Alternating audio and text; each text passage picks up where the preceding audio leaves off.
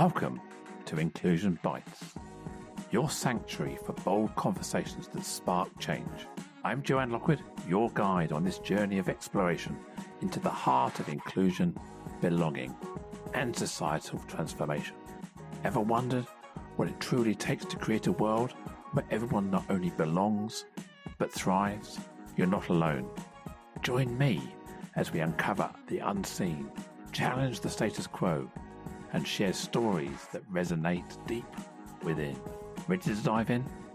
Whether you're sipping your morning coffee or winding down after a long day, let's connect, reflect, and inspire action together. Don't forget, you can be part of the conversation too. Reach out to joe.lockwood@seechangehappen.co.uk to share your insights or to join me on the show. So adjust your earbuds and settle in. It's time to ignite the spark of inclusion with Inclusion Bites. And today is episode 130 with the title From Tech to D&I Transformation. And I have the absolute honour and privilege to welcome Toby Mildon. Toby is a workplace inclusion specialist. And when I asked Toby to describe his superpower, he said that he takes the scariness out of EDI and makes it practical and easy to implement. Hello, Toby. Welcome to the show. Hi, Joanne. Thanks for inviting me along. It's lovely to be with you today. Yeah, I think we met many years ago at the National Cybersecurity Centre near Victoria in London, didn't we? I think that's the first time we actually met in person. Yeah, it was donkeys years ago. And then I think I realised that we're also both fellows of the Royal Society of Arts. So I spotted you on their website, or they've got a database, don't they, of fellows. And and then I know that we've had several cups of tea at RSA House in London. We have. That was PC, wasn't it? Pre-COVID. So back in the old days. That was pre-COVID, when it was perfectly acceptable to meet somebody for a cup of coffee. Yeah, it was. Now we have to socially distance or should we do it online or do it on Zoom? Yeah. So Toby, tech to D&I transformation. Tell me more about what you do and how you take the scariness out of EDI. Yeah, so that scariness out of EDI actually was some feedback that we received recently from one of our clients.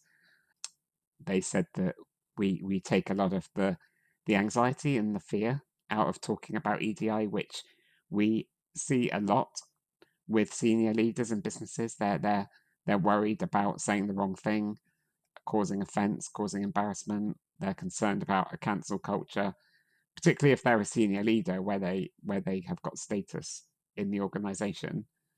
But in terms of tech to D&I transformation, I think it's based on my personal experience, which is similar to yours, really, in that when I left university, I spent the first half of my career working in technology and working on tech transformation projects.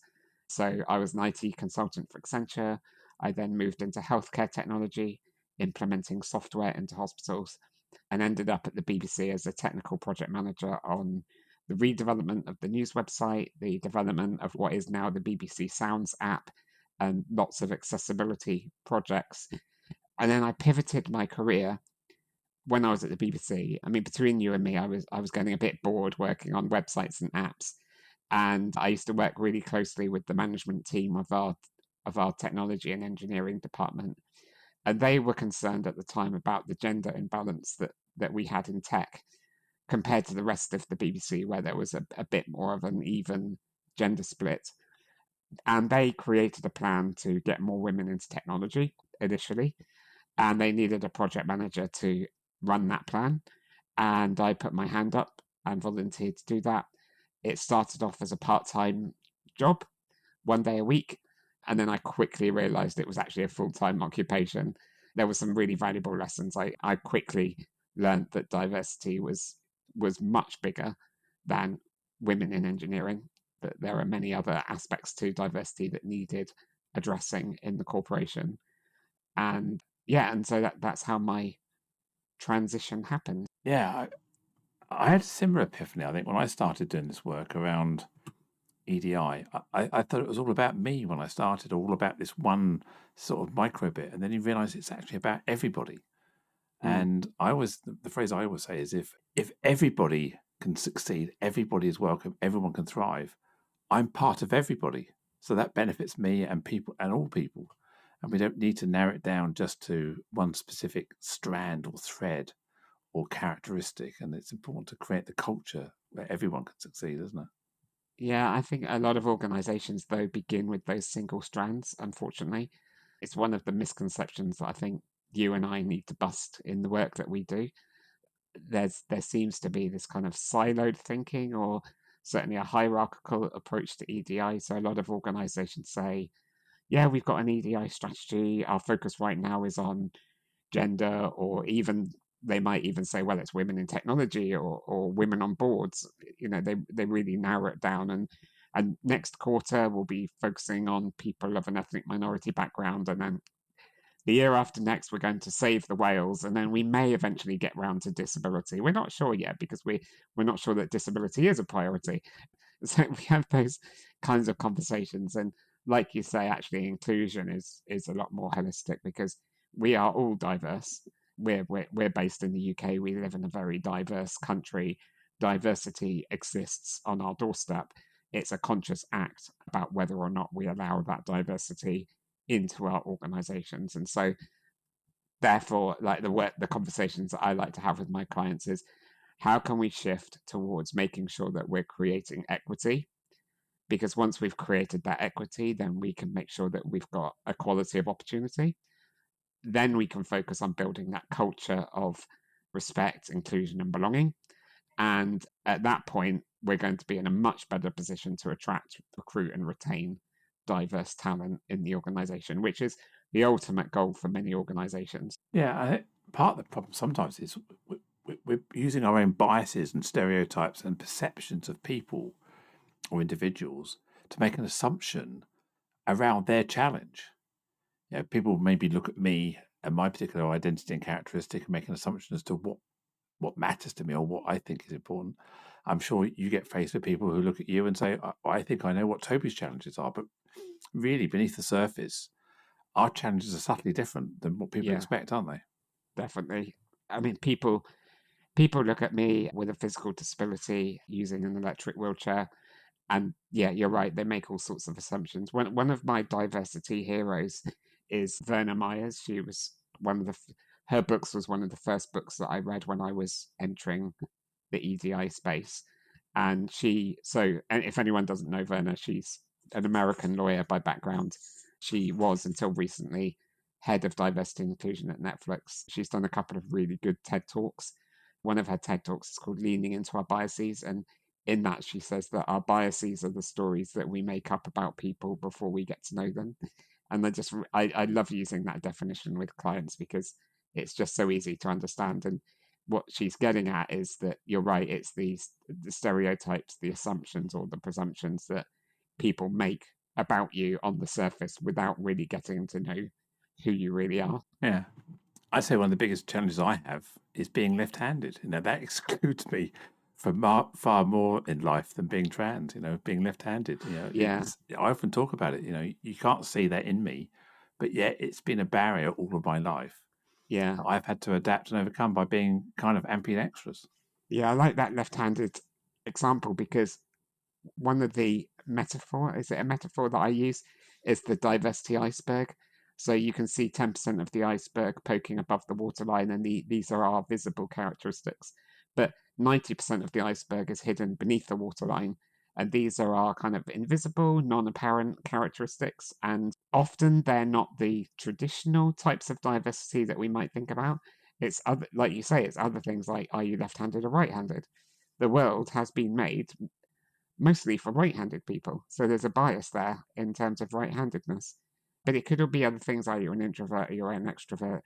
Did you grow up in the countryside or in the middle of the city? These, all of these things shape our outlook on life, our experiences, and things like that. Yeah, I think what you picked up on there is, do you fall into the default? In people's blinkers, in people's mindsets. I'm in a arguably a same-sex relationship, it's almost impossible to find mainstream greetings cards from Sainsbury's or Clinton's or something like that. You walk in and say, I want to find a card for my wife on Valentine's or for her birthday. And it's all cis heteronormative imagery. I've got a friend who is black, and he finds it extremely difficult to find Christmas cards or greetings cards with black representation on it. It's all white imagery. And you think, it's these little things where you don't fit into that default category. And I'm not going to use the word normal. It's just the default in people's heads. You become unconsciously excluded because Yeah, people aren't thinking about your need. yeah, and that those are really good examples of how products have been designed out of bias. So the people that are designing those greeting cards have their own innate biases, and then just not thinking about the diverse representation of characters on greetings cards. And we see it everywhere. We see it in TV programs, film, books. A tiny proportion of children's books include disabled characters or characters who are not white, basically.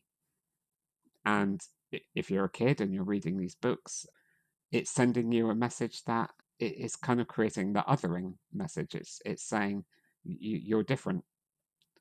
And yeah, and was it somebody said to me the other day? It's a famous quote: "You can't be what you can't see," and that's why it's important that we make sure that we've got diversity in organizations. Because if you're aspiring to get to the top of your industry or the top of your company, if you don't have those role models, you can't be what you can't see. Yeah. And that feeds into sort of like the environmental class of microaggression, where you don't see yourself represented in the media, in imagery, in the world. Therefore, you're constantly oppressed by being an outsider or other, aren't you? Yeah. And you start to internalize those biases. So when I did my first unconscious bias training when I was working at the BBC as a participant, not as a trainer, I did the Harvard Implicit Association test, and I found out that I was mildly biased against disabled people, which I was shocked about initially. And then when I started looking into why I had this bias, I could understand my own internalized ableism because I've grown up in a world that's been designed largely by non-disabled people. As a disabled person, I've had to kind of fit into that mold. And growing up, there was just a lack of visible disabled role models in high up in business, in politics, in education, in the film, TV, books that I read. When I worked for the BBC, we did some research and we found out that disabled people were more likely to be portrayed as villains, victims, and heroes than non disabled people. So I grew up thinking that disabled people would either become a Paralympic hero, a James Bond villain, because most of them have a disability or some form of disfigurement, or a benefit cheat, because those were the messages that the British media were putting out into society. And these messages then enter the back of your brain as this secret silent script, which then influences how you interact with people in adult life. In my case, it it means that I've got this mild bias against disabled people. It's interesting you mentioned James Bond. I often use the James Bond analogy in all my training that I deliver. And it is, we define James Bond, the character, as good, ideal, protector, white male, straight, womanizer, hero, perfect body figure. And then you say the baddie always has some kind of disability or facial disfigurement or a foreign accent or all these stereotypes kick in. This is good, this is bad. And it's no wonder. And then we did the same with Disney and female and young women portrayal. This is good, this is bad, this is how women behave, this is how men behave. And we get bombarded with this all the time, don't we? Yeah, we do, and it shapes our biases, and our biases are formed through the cultures that we grow up in and the experiences that we have, and it affects us on three levels. It affects us in how we think and how we feel, and how we act. And it's a lot harder for us to change the way that we think. So our focus really needs to be on how we act and to change our behaviors to be more. We've seen a lot, I say the last 18 months, I've seen it a lot more. There seems to be this pushback against wokeism, for whatever that may mean. Yeah. It's almost like people who have been marginalized for generations have finally started to achieve equity in society, in the workplace, and their lives. And now people are saying, hang on, we've gone too far. What about me? What about me, the able-bodied white person? I'm being left behind. Yeah, and we're getting this pushback because it's threatening to them. There's a lot of people who think that if they don't tick, I'll be quite blunt with you, if they don't tick a diversity box or boxes, that they will be at a disadvantage, that somebody will overtake them in their career. That's not what we're trying to accomplish as as as the professionals that you and I are. I think we're on a mission to create more equity in society. And what do we mean by equity? It's about seeing the individual, understanding what disadvantages they do have, and trying to close the gap so that we do create that equality. Because we don't have equality out of the box, unfortunately. We live in a society where there isn't equality. So we need to focus on closing the gap, and that means starting with equity and giving people the resources and the support that they need to actually help them compete on a level playing field, because we're not competing on a level playing field at the moment. Oh, this is also this myth of meritocracy, isn't there? And again, to quote some government rhetoric, and I've heard it from the new government before they got in, and the old government in the UK. So this episode's recorded just post the general election. Where's this belief or this mantra around they want to promote and support hard-working family. What is a hard-working family? I mean, that's laden with bias and meritocracy and stereotyping and trying to create pictures in people's head of what a not hard-working family is, a family that wants to work but can't, or whatever it may be. Yeah. So this meritocracy belief and myth is rampant in all areas of society. It is. And there's a lot of organizations that say, well, we have a culture of meritocracy.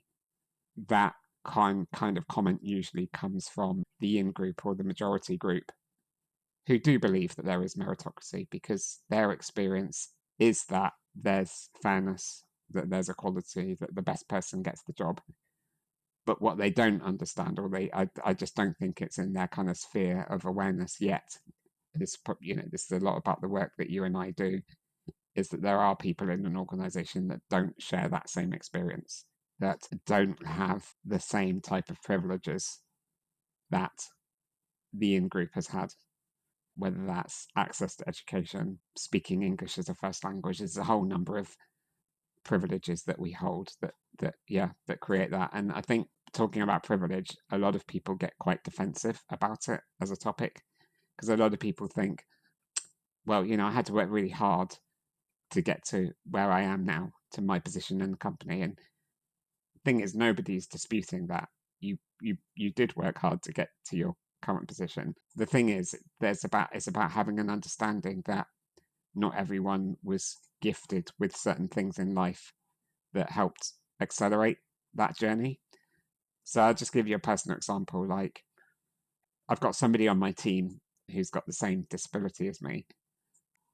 The thing is, I grew up in the UK, he grew up in South Africa.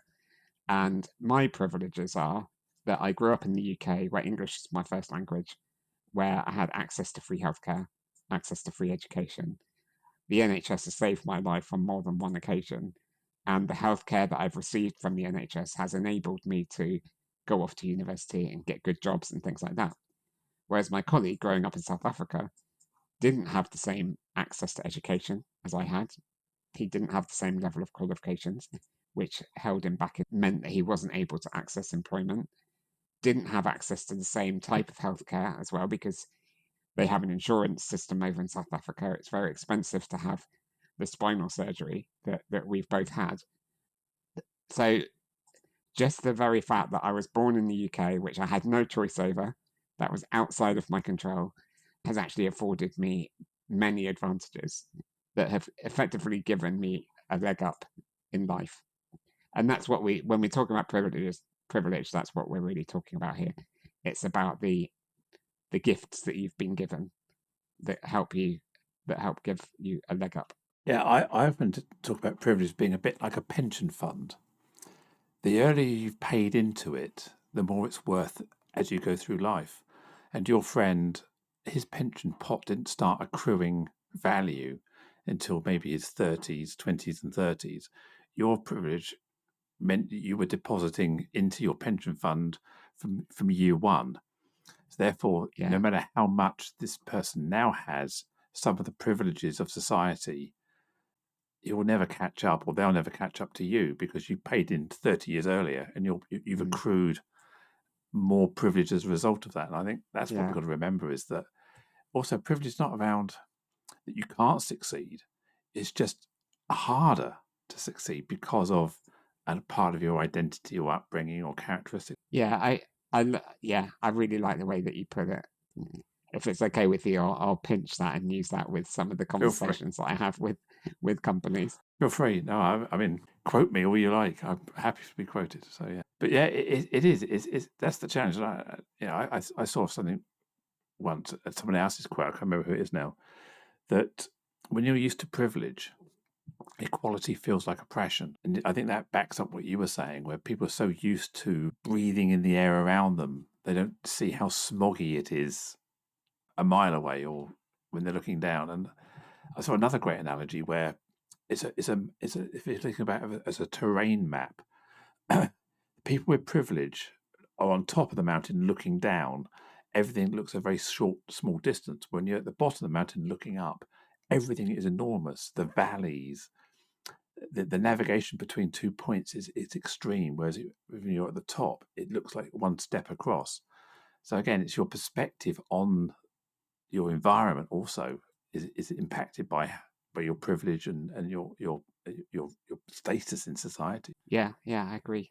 So you mentioned right at the beginning around this fear of getting it wrong, this saying doing the wrong thing, and it creates this paralysis. And when I do surveys in my training and my speaking sessions, one of the biggest barriers is the fear of getting it wrong. And you highlighted it there as something you've observed. What do you think causes the fear? And what do you think we can do to take the scariness out of EDI, if you like? So a lot of the fear of getting it wrong is damage to, I think, your reputation, particularly with senior leaders. I talk to a lot of senior leaders, I think, where they're suffering from imposter syndrome. I was working with a fintech organization, and we do a lot of EDI surveys, where we go in and we ask employees how they feel in the business, whether they feel like whether they feel like they're included or that they belong or not. Anyway, to cut a long story short, the majority of people in the organization, regardless of identity, said that they felt that they did belong in the organization, with the exception of LGBT colleagues.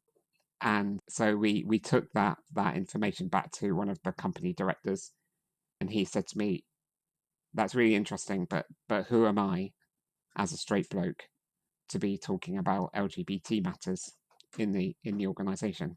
So he didn't understand his role in it. And then after a conversation, he did understand the importance of supporting and being an ally for LGBT staff, even though he didn't identify as being LGBT himself. I think there was a lot of fear about not understanding LGBT matters, using the right language or the wrong language, that kind of thing. But after a conversation with us, he did understand the importance, because as a company director, he's responsible for helping to create the right culture in the business and making LGBT staff feel like they belong. I think also it's recognizing how you can use your privilege, isn't it? And I think that's what people are scared of. The example I always use is the men allowed women to vote. And that sounds quite provocative and offensive if I say that. But that was a reality in 1918. Men held all the seats in Parliament. Men were the only people that could vote. And it took an act of Parliament by men, with pressure from suffragettes and women's movements, to change the law. So Yeah. privilege has to open the door. So Yeah. men have to tackle sexism. Able-bodied people have to tackle ableism. Straight people have to tackle homophobia or Yeah. transphobia or biphobia. White people have to solve or tackle racism. So we need the people who hold those privileges to open those doors to make the change, don't we? And I think, Yeah. but often I've seen it, situations. There's a person I know who's a man who talks about menopause, and I've seen people on LinkedIn, on Twitter, attack this person, saying, "Well, you're a man. That's all women need. A man talking about menopause." It's like, hang on a minute. We need to create awareness for everybody here. Yeah. I think what you're talking about there is quite important. You need people within to enforce change from within. So an inside out approach.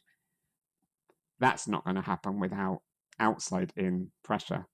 So you were saying about women voting, that the outside pressure was coming from suffragettes and other movements. But like you say, that change would not have happened unless there were people on the inside who were acting as allies or sponsors, advocates of change. And it does sadden me when you've got people on LinkedIn who are advocates. So you've got men, for example, who are raising the conversation about menopause in the workplace, for example, and they are being an ally and they're advocating for support and change and things like that. And then they're being attacked. That does sadden me. And it's not it happens in all strands. It happens around LGBT rights. It happens around championing disability rights and things like that. There was that. I think it was probably 18 months ago or so, maybe even longer. There was that incident with Lady Susan Hussey and the black charity lady Ngozi Fulani. Lady Susan Hussey was I think part of our Queen's household or something, and she kept asking this Ngozi where was she from, Oh yeah, I remember that. and she Yeah, got berated for it. And the thing I took away from it was that education should have been the outcome, not public vilification. yeah, yeah, My criticism of the palace, excuse me, or the firm, was that they weren't creating the right awareness training. They weren't equipping their representative with the tools, if you like, to converse cultural intelligence, we would probably call it, wouldn't we, yeah, around different people's identities and how to have conversations that aren't necessarily triggering, but also recognizing the difference between intent and impact and then being accountable for that. That's yeah, what didn't really occur at the time. It was kind of a ploughing on in the face of this discomfort. yeah, yeah. It's interesting because I do wonder if we look at something like the royal family and the palace or the firm, as you put it. I do wonder they probably don't approach EDI in the same way that businesses do. And yeah, I mean they are at the end, they should operate like a business or an organization because they are representing people and they should probably go through the same type of training and have the same kind of EDI strategies as you would expect one of the FTSE 100 companies to have. Well, yeah, because they hold our global reputation Mm, in the power of their words. And to be charitable, I'd like to think that the current king and the slimmed down monarchy or the slimmed down firm, to me, tend to resonate with a more contemporary communication style and openness and inclusion culture mm, than maybe mm. the generations of the past. We were probably stuck in the Victorian era or the Edwardian era for too long. Yeah, yeah, So going back to the sort of fear of getting it wrong, so a lot of it is the nervousness, as being responsible for a big organisation, knowing full well that someone's going to lambast you for those errors. I mentioned the phrase cultural intelligence just now, but you're probably well aware that starts with the drive. That kind of, I need to find out more. I need to do better. But mm. how do we get people to find that why, to find that drive in the first place? So the why is really important, and to borrow the words of Simon Sinek, who wrote the book, Start with Why. You have to begin with the why, and I think if you're a senior leader, you need to identify two whys. there's the why for your business, and then there's your why. And your personal why is what's going to motivate you. Thinking about the business why, it's very easy for us to kind of go onto Google or ChatGPT and type in, why is diversity and inclusion important to my business or my industry? And you get back the generic responses like, well, it's good for profitability, it's good for employee engagement, it's good for decision making, it's good for creativity and innovation and all that. And you can go out and you can read the four, I think it's 3 or 4 McKinsey reports now, which are kind of worth reading about the business case behind EDI. But you have to translate that into the why for your business. So when I talk to people in healthcare, very often the why is about delivering better patient outcomes, a safer healthcare service, minimizing errors and things like that. That's the why for healthcare, for example.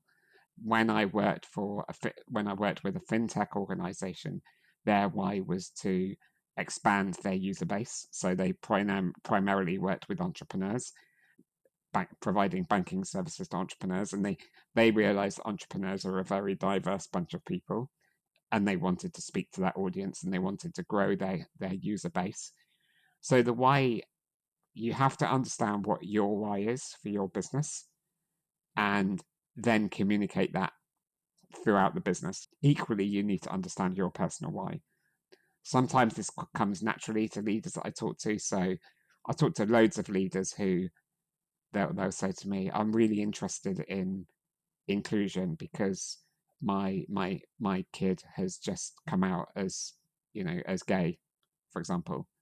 And they're thinking about how their kid is going to fit into the workplace culture of the future. Or they might say, well, my kid's just been diagnosed with autism at school, and I'm worried about whether they're going to be able to access employment in the future. So those senior leaders are driven by or motivated by, say, that kind of thing. But in the absence of that, I think it's really important that you identify what your personal why is. It could be a values-based why, it could be a practical why.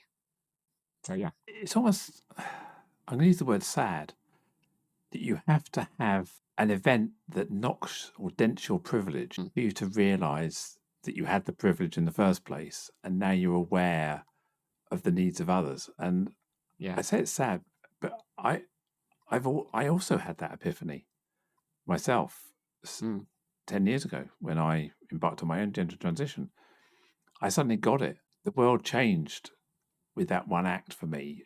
You were obviously born into your world and have experienced your why from your pension pot of privileges and or discrimination has been built up for many years. Mine suddenly arrived at my doorstep at the age of 50. And I look back and thought, wow, 50 years I haven't cared. And then you just got to put that shame and guilt away and go, that doesn't help anybody, and go, what can I do tomorrow? What can I do today? What can I do right now?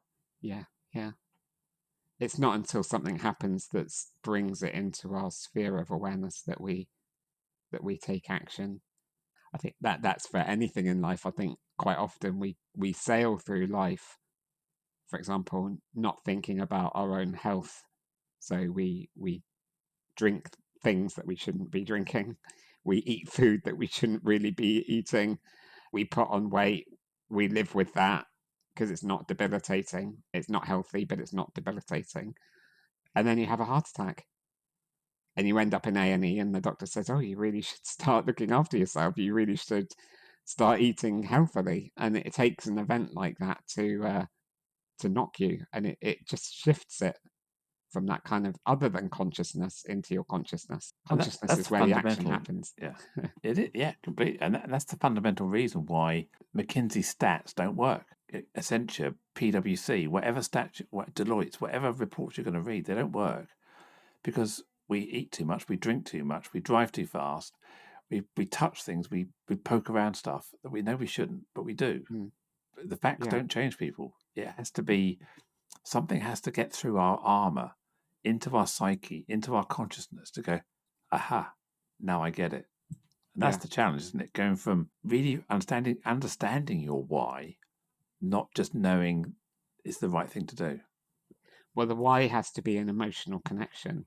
And this is something that Simon Sinek talks about. And he talks about how difficult it is to connect with the why because it is an emotional thing. It's really difficult for us to put the why into words. When you look at his model, it's like a bullseye chart, so you've got why in the middle, you've got how, and then you've got what on the edge. And he says the what is dead easy. And loads of people, they know how to do the what. They get excited by it. They just go ahead and they do loads of the what. They do loads of stuff. In terms of the world that you and I work in, that looks like running lots of diversity and inclusion events and implementing lots of EDI initiatives and things like that. And they get very excited by that without understanding actually what's the strategy behind that, which is the how. Are we doing the right things? Are we doing the things that are actually going to make a difference? Are we getting good value for money? Are we going to get a return on investment with our activities? But in the middle, it's the why, which is the emotional bit. That's really, really hard for us to articulate because it's a feeling in a lot of cases. Yeah, and I also find it's a good challenge to people to say, okay, you want to have gender greater equity, gender greater parity. Why? Why is that? People look at you as if say they look at almost looking at me as if say, well, you should know. You're an EDI expert. You should know why. And I said, I do, but I need to know why you think it's a good idea for your business and for you personally. Is it just because when you're at the IOD dinner, you can go, yeah, we're positive gender pay gap, or is it because you actually believe it's going to benefit your organization at all levels and your customer experience and your shareholder value and not only that as a reason, but also understanding how it contributes to delivering that ROI, isn't it? That's the important thing. Not just having this balance sheet expectation of success. Yeah, exactly. So again, going back to this woke, anti-wokeism pushback, and this mood that we're seeing at the moment. Part of the pushback often is organisations aren't realising this ROI, return on inclusion, return on investment, however you want to describe it. Why is that? Why aren't people realising the ROI? It's because they don't know how to track it.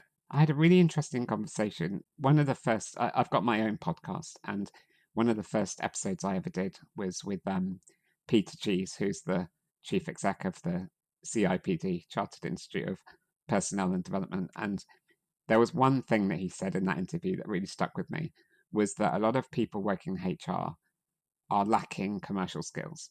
They don't know how to talk business language. They don't know how to go to a board meeting and speak business. And quite often there's a disconnect because board members are like, oh, it's just that, this HR fluffy stuff, like let them get on with the HR fluffy stuff. And then the HR people don't know how to speak the corporate commercial language. Part of that is about your business case. And let me give you an example of like what I think what is really powerful. I do a lot of like EDI, surveys with companies and things like that. My favorite question is, and I think if I could just have one question in the survey, like this would be it. It's, are you thinking of leaving the business in the next 6 months because you don't feel respected for who you are or that you belong? And then you answer yes, but for other reasons. Maybe, no, prefer not to say.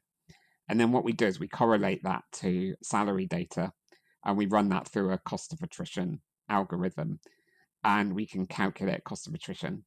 And just as an example, I did this with a data company.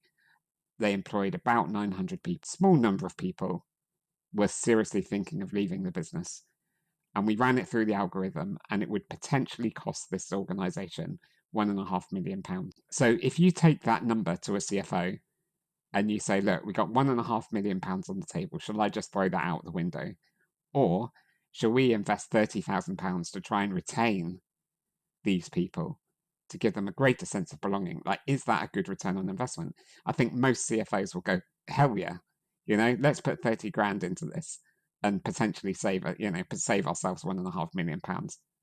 And that's the kind of data, that's the kind of commercial conversations that we should be having. Yeah, I did a lot of work in the recruitment sector. I'm always saying to the people I'm communicating with, you don't start your recruitment project by all the stuff where you are now. You don't. The first thing you don't do is write a job description. What you do is you recruit with retention in mind. So your first objective has to be retention. So what helps you retain good people? Belongingness, culture, values, removing toxicity, psychological safety. So unless you get that bit right first, why do you want to put more fish into a dirty tank? They'll just get Yeah, fin rot and die. So yeah, it's really trying to drill home to people that retention has to be your top priority, because if you get retention right, less people will leave. mm, They'll be more willing to recommend you. People will see you as a fantastic company. They'll want to join you. They'll want to stay. They'll want to be promoted. And it becomes a self-fulfilling prophecy. But if you start not caring about why people are leaving, then they will just keep leaving. You just bring them in through this revolving door, and it will just yeah, cost you. Yeah, definitely. increase tenure by 10%, as you say, saves millions. Yeah, and leaders can think about what we would call the employee value proposition or the employer brand. And there's three, if you imagine a pyramid, there's kind of three levels to the EVP. So at the bottom, you've got your basics, you've got your hygiene factors, so things like, pay, number of hours, that kind of thing. The middle layer is benefits, so access to healthcare, access to gym membership, a company car. You need to make sure that those benefits are inclusive, for example. So my Yeah. personal example is that I've worked for many companies with with private healthcare. I'm immediately excluded because they won't touch anybody who's got a pre-existing health condition. So I'm like, well, that healthcare benefit's no good to me. They didn't think about having a healthcare policy, and they are available, by the way, that covers pre-existing health conditions where I could have benefited from private healthcare. And then at the top of the pyramid, you've got all of the aspirational stuff. And this is things like, connecting people with your values, connecting people with your purpose and your mission and things like that. It's kind of Hertzberg two-factor theory 101 mixed with a bit of Maslow, isn't it, really? That's all we're talking about. Yeah. As is always the case, there's always a mishmash of existing models. So we're just, Yeah. repurposing them. Yeah, with an EDI lens. And I think we often use things like Hertzberg and Maslow and these other kind of models. But as soon as you start shining an EDI lens on them about well-being, and actually say, this is the hygiene, Mm, this is the motivation. And mm, if hygiene's zero, motivation, you can motivate all you like, but hygiene's zero, the yeah, performance is going to wane and the environment's going to suck. I'm sorry. yeah, yeah. Bean bags and pizzas on Friday isn't going to solve toxic workplace where people feel bullied or discriminated. No, it's funny. I worked for an organization and I used to work with the person responsible for well-being. And companies are like, companies are saying, oh, we're really worried about people's mental health and well-being. So we're going to provide access to an employee assistance program. We're going to provide free counseling, therapy. We're going to have these like lovely breakout rooms where you can relax in a pod or something like that. And then he was saying, but actually, if you've got a bad relationship with your manager, if you've got too much work to do and that is stressing you out, that's the thing that needs addressing. Like the bean bags and the free coffee in the office and the free basket of fruit and all that kind of stuff just won't cut it. It's you need to go back to the root cause. Yeah, and I don't want to get political, but I look back at how I was viewing the country 6 to 8 weeks ago, or the last Mm, 2 years, I found there's been this dark cloud of toxicity. Not just mm, because I'm a trans woman, but there was just a general feeling of not wanting to support the wider community. There was almost this dark cloud of anyone who was marginalised or a minority needing equity was being pushed out. EDI initiatives were being thrown out the door. This anti-woke came in, reinforced by the mainstream media. And I kept saying to people, I don't care about the economy. I don't care about mortgage rates. I don't care about interest rates. I don't care about Ukraine. I don't care about Rwanda. What I care about is waking up, not feeling unsafe as a human being in my society. And I woke up on Friday morning thinking, regardless who's in government, that's what I want to change. I want to wake up not feeling that I and my friends and people I know are feeling worried about their existence and right to exist. And I think that goes down to the corporate level as well. If you've got that yeah. feeling, you're not going to respond and not going to perform. Yeah, what you're saying really that it reminds me of something, because I interviewed somebody on my podcast called Cynthia, who's a trans woman, and she was saying that we were talking about privileges earlier, weren't we? One of the things that she realized when she kind of talks about the first time that she steps outside her front door and walks down her street, she felt unsafe as a trans woman. And she took for granted, maybe, I don't know if that's the right word or not, but I think until that moment, she didn't, she wasn't aware of feeling unsafe.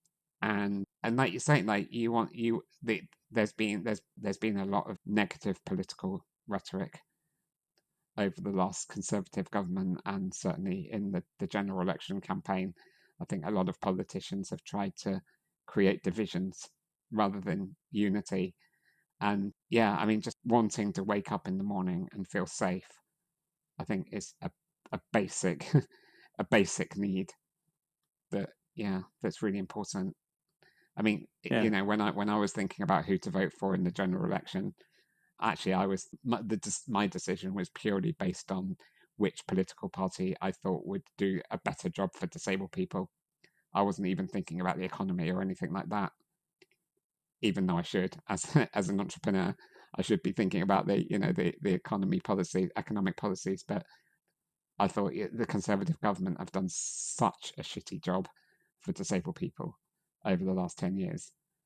Disabled people there's increase in disabled hate crime. There's disabled people that are out of work. There's so much inequality for disabled people in British society. I was saying, the number one thing for me was about supporting disabled people, helping them live their best lives. Yeah, just trying to get us up all several layers on Maslow's hierarchy, get us off the bottom and the second rung up and into let's start creating a belongingness and a spirit within us. And that's what leaders in business have to recognize, that it's just that icky, cloudy, dark feeling that people have. And I don't know if you've seen the film Inside Out or Inside Out 2. Yeah, I love that film. I'm a great fan of that analogy, because I always used to have this little angry red man in my head driving everything, and then suddenly I found joy, and joy took over.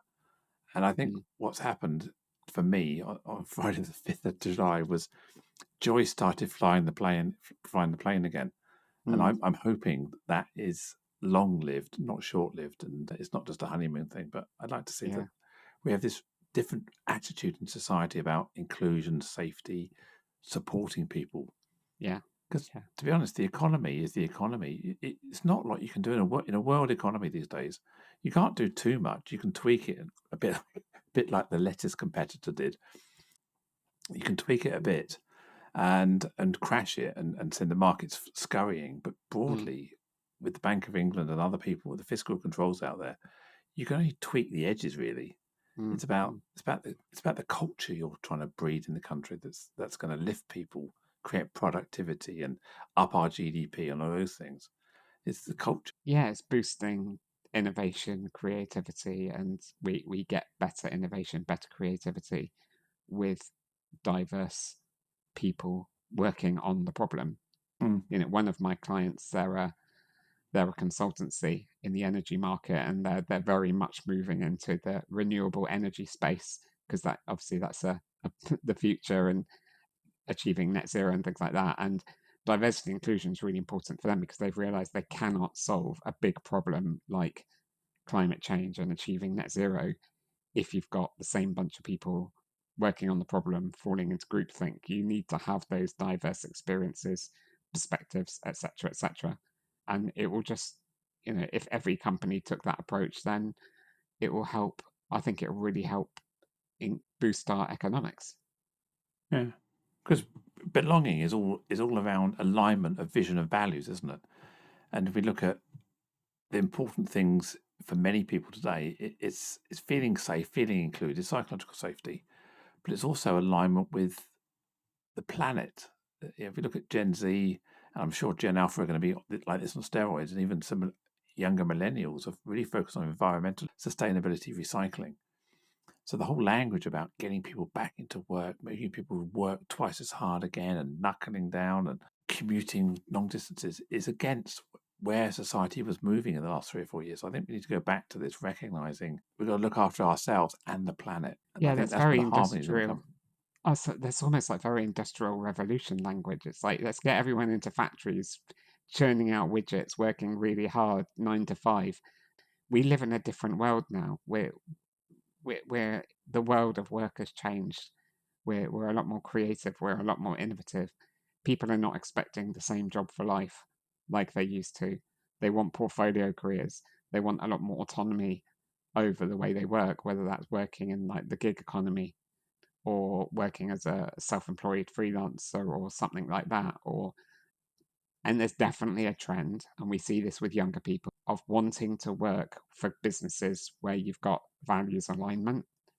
There's some really interesting research that is suggesting Gen Z, for example, are choosing to work for companies with where their values are aligned, and they're actively avoiding those companies that don't have a values alignment.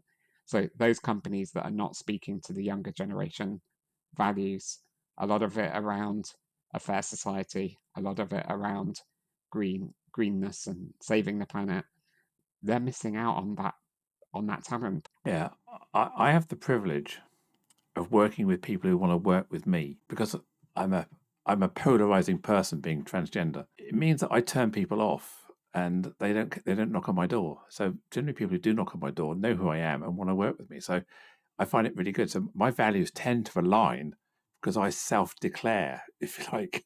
So I guess Gen Z is the same. You put it out there and say, I don't need to be something to everybody. I need to be Marmite. I need some people to hate me and some people to like me. Let's work on the people who like me and love me and celebrate me for who I am.